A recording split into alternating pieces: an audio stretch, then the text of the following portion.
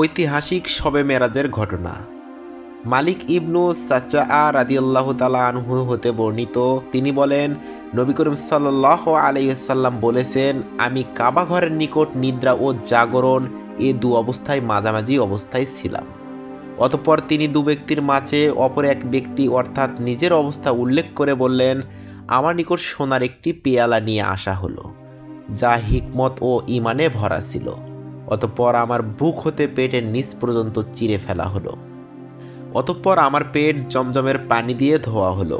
অতঃপর তা হিকমত ও ঈমানে পূর্ণ করা হলো এবং আমার নিকট সাদা রঙের চতুষ্পদ জন্তু আনা হলো, যা খচ্চর হতে ছোট আর গাদা হতে বড়, অর্থাৎ বোরাক।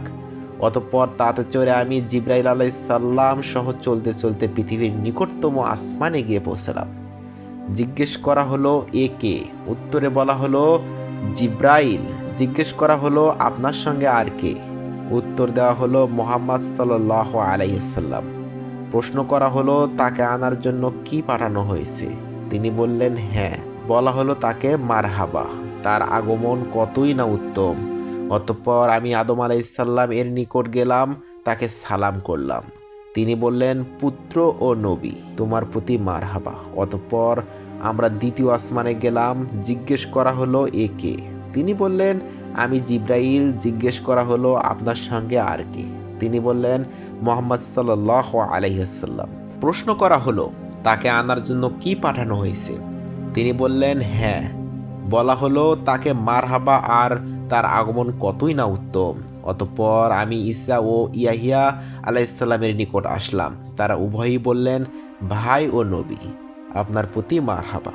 অতঃপর আমরা তৃতীয় আসমানে পৌঁছালাম। জিজ্ঞেস করা হলো, এ কে? উত্তরে বলা হলো, আমি জিব্রাইল। প্রশ্ন করা হলো, আপনার সঙ্গে কে? বলা হলো, মুহাম্মদ সাল্লাল্লাহু আলাইহি ওয়াসাল্লাম। জিজ্ঞেস করা হলো, তাকে আনার জন্য কি পাঠানো হয়েছে? তিনি বললেন, হ্যাঁ। বলা হলো, তাকে মারহাবা, আর তার আগমন কতই না উত্তম। অতঃপর আমি ইউসুফ আলাইহিসসালামের নিকট গেলাম, তাকে আমি সালাম করলাম। তিনি বললেন, ভাই ও নবী, আপনাকে মারহাবা। অতঃপর আমরা চতুর্থ আসমানে পৌঁছলাম। প্রশ্ন করা হলো, এ কে?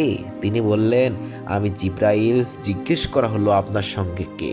বলা হলো, মুহাম্মদ সাল্লাল্লাহু আলাইহি ওয়াসাল্লাম। প্রশ্ন করা হলো, তাকে আনার জন্য কি পাঠানো হয়েছে? জবাবে বলা হলো, হ্যাঁ। বলা হলো, তাকে মারহাবা, আর তার আগমন কতই না উত্তম। অতঃপর আমি ইদ্রিস আলাইহিসসালাম এর নিকট গেলাম, আমি তাকে সালাম করলাম। তিনি বললেন, ভাই ও নবী, আপনাকে মারহাবা। এরপর আমরা পঞ্চম আসমানে পৌঁছলাম। জিজ্ঞাসা করা হলো, এ কে? বলা হলো, আমি জিব্রাইল। প্রশ্ন হলো, আপনার সঙ্গে আর কে? বলা হলো, মুহাম্মদ সাল্লাল্লাহু আলাইহি সাল্লাম। প্রশ্ন করা হলো, তাকে আনার জন্য কি পাঠানো হয়েছে? বলা হলো, হ্যাঁ। বললেন, তাকে মারহাবা, আর তার আগমন কতই না উত্তম।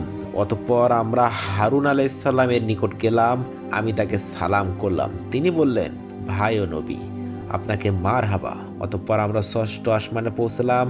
জিজ্ঞেস করা হলো, এ কে? বলা হলো, আমি জিব্রাইল। প্রশ্ন হলো, আপনার সঙ্গে কে? বলা হলো, মুহাম্মদ সাল্লাল্লাহু আলাইহি ওয়াসাল্লাম। বলা হলো, তাকে আনার জন্য পাঠানো হয়েছে, তাকে মারহাবা, আর তার আগমন কতই না উত্তম। অতঃপর আমি মূসা আলাইহিস সালামের নিকট গেলাম, আমি তাকে সালাম করলাম। তিনি বললেন, ভাই ও নবী, আপনাকে মারহাবা।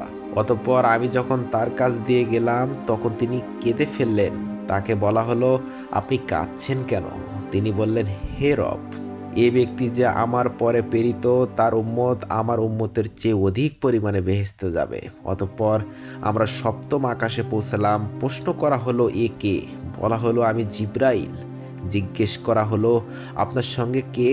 বলা হলো, মুহাম্মদ সাল্লাল্লাহু আলাইহি ওয়াসাল্লাম। বলা হলো, তাকে আনার জন্য পাঠানো হয়েছে, তাকে মারহাবা, তার আগমন কতই না উত্তম। অতঃপর আমি ইব্রাহিম আলাইহিসসালামের নিকট গেলাম, তাকে সালাম করলাম। তিনি বললেন, হে পুত্র ও নবী, আপনাকে মারহাবা। অতঃপর বাইতুল মামুরকে আমার সামনে প্রকাশ করা হলো। আমি জিব্রাইল আলাইহিসসালামকে জিজ্ঞেস করলাম। তিনি বললেন, এটি বাইতুল মামুর। প্রতিদিন এখানে 70,000 ফেরেশতা সালাত আদায় করেন। এরা এখান হতে একবার বাইর হলে দ্বিতীয়বার ফিরে আসেন না, এটাই তাদের শেষ প্রবেশ। অতঃপর আমাকে সিদরাতুল মুনতাহা দেখানো হলো। দেখলাম এর ফল যেন হাজারো নামক জায়গার মটকার মতো, আর তার পাতা যেন হাতির কান। তার উৎস মূলে 4টি ঝর্ণা প্রবাহিত, 2টি ভিতরে আর 2টি বাহিরে। এ সম্পর্কে আমি জিব্রাইল আলাইসাল্লামকে জিজ্ঞেস করলাম। তিনি বললেন, ভিতরের 2টি জান্নাতে অবস্থিত, আর বাইরের 2টি, একটি হলো ফুরাত আর অপরটি হলো মিশরের নীল নদ। অতঃপর আমার প্রতি 50 ওয়াক্ত সালাত ফরজ করা হয়। আমি তা গ্রহণ করে মুসা আলাইসাল্লামের নিকট ফিরে এলাম। তিনি বললেন, কি করে এলেন? আমি বললাম, আমার প্রতি 50 ওয়াক্ত সালাত ফরজ করা হয়েছে। তিনি বললেন, আমি আপনার চেয়ে মানুষ সম্পর্কে অধিক জ্ঞাত আছি। আমি বনি ইসরাইলের রোগ সরানোর যথেষ্ট চেষ্টা করেছি। আপনার উম্মত এত আদায়ে সমর্থ হবে না। অতএব আপনার রবের নিকট ফিরে যান এবং তা কমানোর আবেদন করুন। আমি ফিরে গেলাম এবং তার নিকট আবেদন করলাম। তিনি সালাত 40 ওয়াক্ত করে দিলেন। আবার তেমন ঘটল, সালাত 30 ওয়াক্ত করে দেওয়া হলো। আবার তেমন ঘটলে তিনি সালাত 20 ওয়াক্ত করে দিলেন। আবার তেমন ঘটল, তিনি সালাতকে 10 ওয়াক্ত করে দিলেন। অতঃপর আমি মুসা আলাইসাল্লামের নিকট আসলাম। তিনি আগের মতো বললেন। এবার আল্লাহ সালাতকে 5 ওয়াক্ত ফরজ করে দিলেন। আমি মুসার নিকট আসলাম। তিনি বললেন, কি করে আসলেন? আমি বললাম, আল্লাহ 5 ওয়াক্ত ফরজ করে দিয়েছেন। এবারও তিনি আগের মতো বললেন। আমি বললাম, আমি তা মেনে নিয়েছি।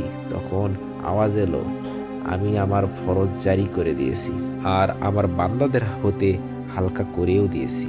আমি প্রতিটি নেকির বদলে 10 গুণ সওয়াব দিব।